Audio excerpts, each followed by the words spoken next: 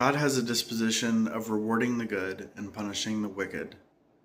So, although we are not saved by works, those who try to gain salvation through works, Jesus says, depart from me, ye workers of iniquity, I never knew you.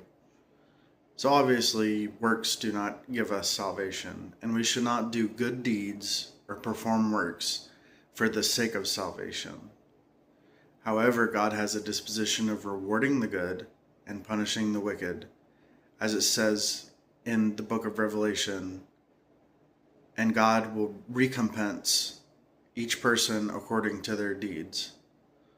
So, even though good works are not what give us salvation, ultimately, if we do not carry out enough good deeds, and if our transgressions outweigh our good deeds, then punishment is what awaits us. So it is important to perform good deeds. Why is this the case? Why does God have this disposition? Well, because good deeds are a manifestation of faith, a manifestation of conscience, a manifestation of hungering for righteousness, hungering for justice, hungering for truth. Because remember, it says in the Bible, those who hunger and thirst for righteousness are blessed.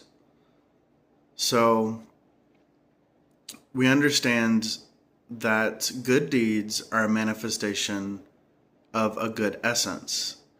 And a good essence is rewarded by God. God loves the good deeds of man, and he loves when man is good in his eyes.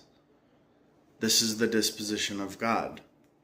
However, salvation is not gained through good deeds, because if you perform good deeds just for the sake of your reputation, just for the sake of impressing God, and it's not who you really are, and you're just putting on a front, then you will not be rewarded for those good deeds. You'll be a worker of iniquity, because it's not who you really are.